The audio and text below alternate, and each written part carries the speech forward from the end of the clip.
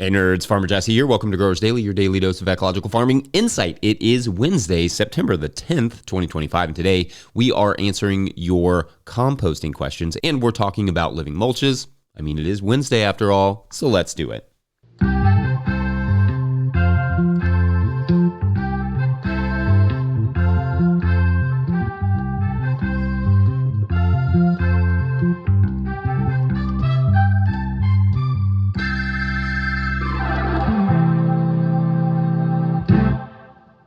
All right, how cool was that theme song? That came to us from Randy Renfeld. If you're like, wait, what was the instrument there? That, my friends, was the great calliope, and Randy says they don't have any specific thing to point you towards today, except Randy's new band, Blues Rock Revival, who, Randy says, is available for bookings around Southern Illinois, so get on that, y'all, Southern Illinoisans. Also, musicians, please keep sending your theme songs into farmermike@no-tillgrowers.com as we celebrate 1 year of this ridiculous show. Otherwise, happy Wednesday, everyone. I hope you all are doing well and enjoying your week so far. Here, I have been, cruising into cover crop sowing season. However, I'm going to go a little more in depth on that next week once all of my winter kill cover crops are in and likely germinated or germinating. It will be super hot over this weekend and dry, so hopefully that all goes well and doesn't slow our pea germination too much, but we shall see. But this show is not just Jesse's weather diary, but it is also a show about you and gardening. So the theme of today, in fact, is that I noticed recently that there were several questions about compost rolling in over at the old YouTube channel. So I thought I would take the first and third segment of this show today and answer a few of those because there are some good ones that we haven't yet tackled. For instance, at Mark Robinson 9553 asked on a recent video, quote, "I raise meat rabbits and goats. Can I add their manure to my compost pile?" End quote. And at Craig Matheson 2736 asked, quote, "How about pet compost? I have chickens, ducks, including the trough they swim and defecate in, dogs and cats," end quote. So I added these questions / comments together because they were both asking, is there a manure I can't use to make compost out of? Well, first, the only manure that is officially not allowed in composting under the National Organic Program, NOP, and the Food Safety Modernization Act guidelines is humanure. That would be our manure. Now, I plan to do a whole segment on human manure at some point because human waste is a wasted resource, but it's also a complicated resource. And again, you can't use it when you're farming food. That will be sold to other humans to eat. So anyway, the short answer is that all of the above manures, again, except human manure, are technically allowed in organic compost production to be used as feedstock. That is like the material that you use to make the compost out of. The manure from pigs, ducks, cats, dogs, ferrets, labubus, you name it, those manures are all fair game. However, and this is an important however, any manures from animals run the risk of carrying pathogens. Cat feces, for instance, can carry a parasite, Toxoplasma gondii, which can cause toxoplasmosis. This parasite has been linked with miscarriages and birth defects, which is why it is not recommended that pregnant or breastfeeding moms clean litter boxes beyond just they should not have to clean out litter boxes when they're pregnant or breastfeeding because you are a decent partner. Of course, composting will reduce the risk of these contaminants, but I want to be clear that composting is not just throwing everything in a pile until it looks no longer like the stuff that was used to make the pile. Composting in terms of manure, especially when the compost will be used around food crops, requires specific heating and turning, along with additional carbon feedstocks and record keeping. In fact, if you are organic or selling the produce, you have to follow very specific guidelines for this, and I will link the organic tip sheet for composting in the show notes.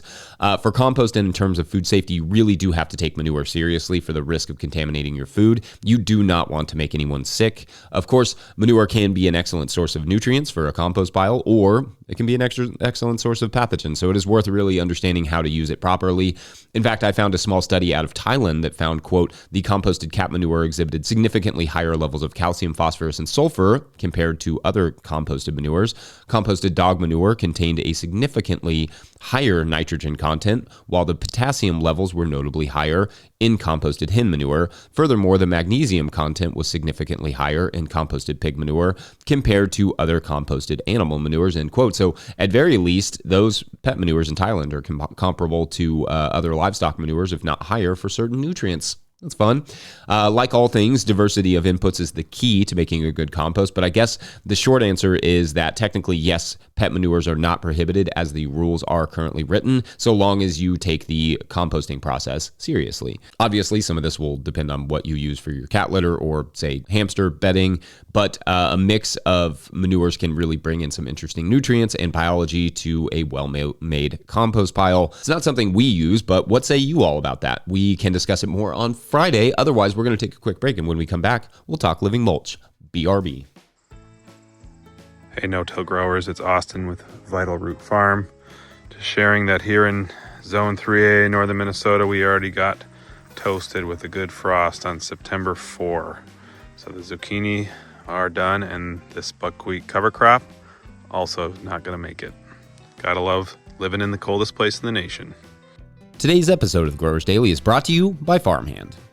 Farmhand is the virtual assistant built for farmers, helping CSAs scale sales, run error-free fulfillment, and deliver 5-star service. Whether you're at 100 members or 1,000, Farmhand helps you grow without burning out. You've heard us and our farmers right here on Growers Daily. Explore farmer wins and learn more at farmhand.partners/no-till. That's farmhand.partners/no-till. All right, back to the show. If you, the listener or viewer, are enjoying this podcast, getting even a small amount of value from it, consider supporting our work over at patreon.com/no-till-growers. I will try to get to questions from everywhere that questions come in, but I will always get to your Patreon questions. Now, today's Patreon question comes to us from Patreon member Nathan Leal Crisp, who writes, quote, I've been experimenting with all sorts of interplanting and nurse cropping combined and separately with a wide variety of annual vegetables, flowers, herbs, and other plants used typically for cover crops. I would love to hear if anyone else is experimenting with lots of various plant types that are able to grow and produce together. What is the management of it as well? Here's one I did this year, Zone 8A, Salisbury, North Carolina. I'm sure I said that wrong. Like we have a Versailles, Kentucky.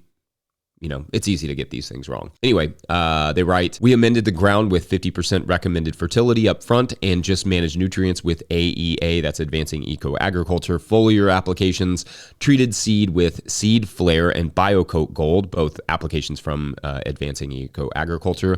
They broad-forked surface tillage using a precision depth roller, so that's like a very shallow tillage. And then Nathan goes on to say, hand broadcasted seed, what I call beneficial plants, buckwheat, mustards, radishes, cilantro, dill, Thai basil, marigolds, sweet alyssum, zinnias, kales, and collards. Applied AEA soil primer, applied thin layer of wood chips from the path using a back blower, hand spread thin layer of fine pine shavings. Our main crops grown with beneficial plants, but not the other main crops, were okra, summer squash, cucumbers, watermelons, and winter squash. I grew the black oil sunflowers with okra as well, but nowhere else. I managed the beneficial plants with a weed eater to allow the main crop to have the resources it needed while slowing down more aggressive plants like radishes, collards, mustards, buckwheat, etc. Depending on the spacing, the main crop grew not great to the best I've seen. We were trying to plant as fast as possible this year, but I think with proper seed mix rates, management, and soil moisture. Any thoughts or ideas? Thanks for all you and your team do. God bless. End quote. Okay, so interesting question / topic here, Nathan. Thank you. Now, it sounds like the idea here is much more about, say, like living mulches than interplanting, because most of the main crops that were sown were not intended for harvest, including the collards and radishes, mustards, etc. They were more included as a ground cover, as a living mulch. And my guess is that the crops that vined out, so that would be like cucumbers, watermelons, and winter squash, according to your list, did not do as well and were a lot harder to manage than the crops that stand straight up, like okra and maybe even the summer squashes. I have tried several different versions of living mulches like this, or nurse crops as you called them, like this, and mostly the results have been for anything that vines out, and oftentimes for everything else too. So long as there is adequate moisture and fertility, the taller crops like corn, okra, etc. can do okay. The challenge is, as I see it, is sort of threefold or maybe even fourfold. One, living mulches, especially with vining crops, are not super practical in a harvesting sense. A cucumber or butternut squash can easily disappear into a forest of tiny plants. Two, water management and fertility management have to be done really well, because although the plants will actually help retain some of the moisture, there will also be a lot of competition for the moisture at drier times especially. Three, the seeds most of us are using are not bred to manage this amount of competition and generally just don't perform that well, which could potentially be changed with a breeding program for highly competitive diverse plantings like that. And 4, since we're going to add a 4th, keeping those living mulches from turning to weeds can be tough, especially around vining crops. Like you can manage them with a weed whacker for a time, but as they vine out, you will risk weed whacking the crop as well. Now, if you were to establish a plant like okra, sunflowers, etc., and later sow the living mulch into that crop, that could work. That's often what we do. Like in the case of the okra this year, we planted the okra and then we sowed the teff underneath that. Or you sow the living crop early and smash it like a cover crop. That could be an option as well. But again, not so much in direct competition. You don't want them growing necessarily at the same time. You may remember that I tried planting some leftover melons into teff that I smashed down this season, and that was a failure because the teff just came back.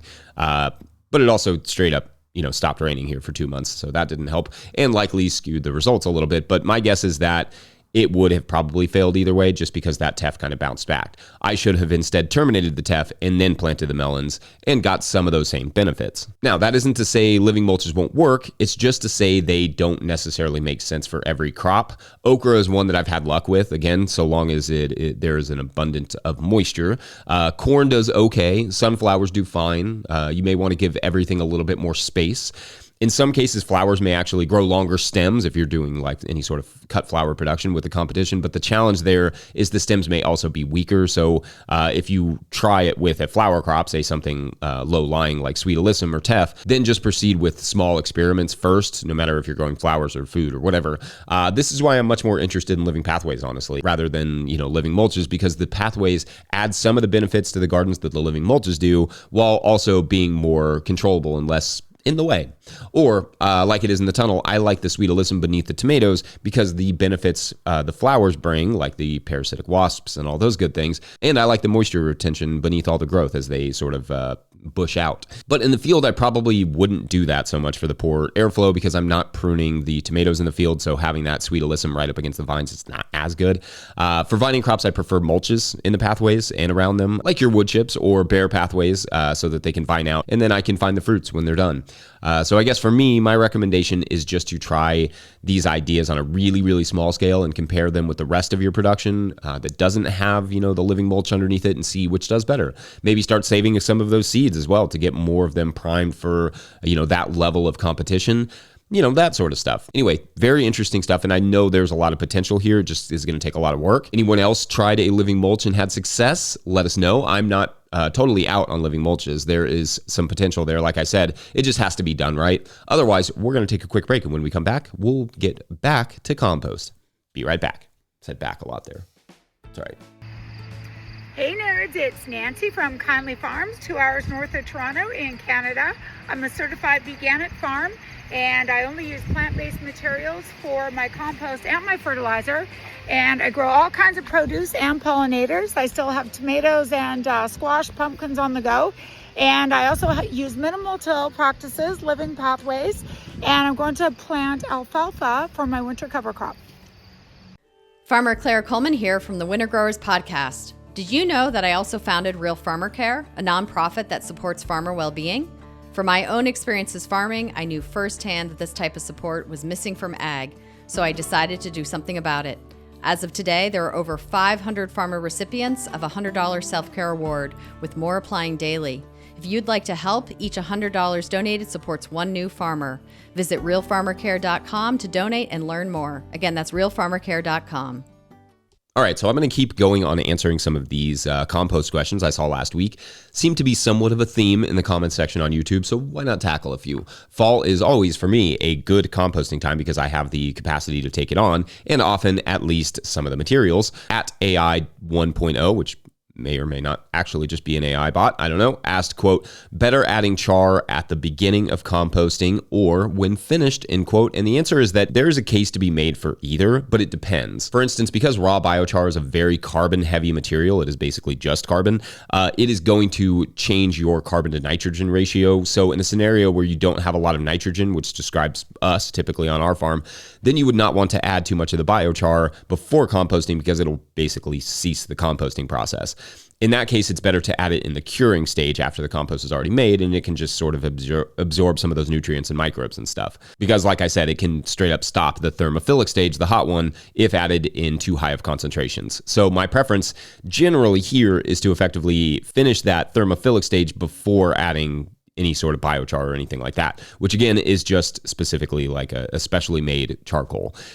And then I allow that to sort of marry for a little while. Now, it's also possible to add a little biochar if you are starting to smell like off gases during the composting process. The biochar can help reduce the smell and any sort of like loss of methane, for instance. So it is nice to have a little on hand to use in, just in case. Just get to know your carbon to nitrogen ratios based on what you're using. There are all sorts of links for that sort of stuff on the, all over the internet, but I'll also link a guide to using biochar and compost in the show notes, so that will be helpful. At Mick Hegarty Grows asked on a video, quote, "I'm not sure this has been addressed, but it's been on my mind for a while. If you're collecting scraps from homes and restaurants that are most likely not 100% organic, how do you produce organic compost? Is there something in the process that turns non-organic base ingredients into certified organic products?" End quote. Great question. And so in order for a compost to be considered organic compliant, the ingredients do not necessarily need to be organic. I mean, really at all. In fact, you could make organic compliant compost out of feedlot beef manure and shredded conventional corn stalks if you wanted to, because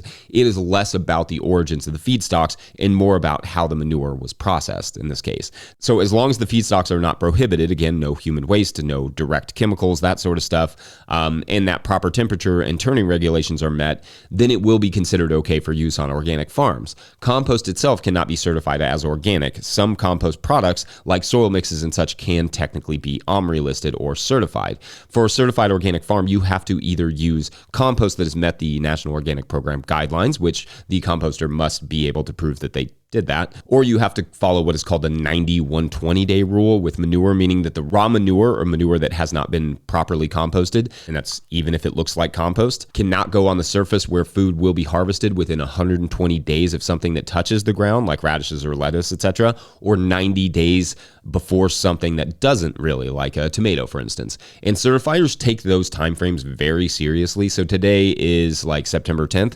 If I put raw manure down on a garden bed right now, I would not be able to harvest something like tomatoes until December 9th or later. I mean, that is in a world where I can grow tomatoes this late in the year, obviously. And I would not be able to harvest something like lettuce until January 8th or after. That's 120 days from now. I mean, that's kind of the gist. Otherwise, let me know your all's questions or comments or anything else in regards to compost. We'll kind of try to tackle some of those on Friday. Otherwise, I think that's a Wednesday if ever there was one. But before we go, we're going to get a quick word from our friends at Rimmel Greenhouse Systems. Whether you're growing tomatoes for market, flowers in the spring, or vegetables for your family, growing in a high tunnel protected from the weather provides the right environment for a harvest you can count on. Rimmel greenhouses are strong, durable, and easy to assemble, offering the quality you need to grow productively year-round. The team of experts at Rimmel Greenhouse Systems will be your trusted partners to ensure you get exceptional value from your greenhouse or high tunnel investment. Visit Rimmel.com today to get growing. Don't forget, No Till Growers is now officially a nonprofit 501c3, so donations are not only tax deductible for your year this year, whatever you did, maybe you need a tax break, but they're also greatly appreciated. You can learn more about how to do that in the show notes. Please make sure to like and subscribe and or follow wherever you're getting this podcast. That's an easy way to help us out as well. Enormous thank you to all of our show sponsors. And if you'd ever like to sponsor this show, you can reach out to Farmer Michelle at notillgrowers.com. Huge shouts to Willie Breeding for the theme music, and to Randy for his version today, and Mike Hilbert for the production help and editing. Also shouts to Epidemic Sound for the background music that you can hear. Pick up a hat or a copy of my book, The Living Soil Handbook, at notillgrowers.com to support our work. Big thank you to everyone over at patreon.com/notillgrowers, where at a certain level, or if you just bump up from one level to another, or you sign up in the month of September, you get a shout on the show. So big shout outs today to no new signups today. That's all good. We've actually been on quite a run, so I feel really good about that. But we'll just have to leave Amy hanging, dealing with the troll until tomorrow, provided we have more signups. You all have been amazing and continue to be. We will see you then being tomorrow, also called Thursday, and it will be rad. Thanks for watching and or listening. Bye.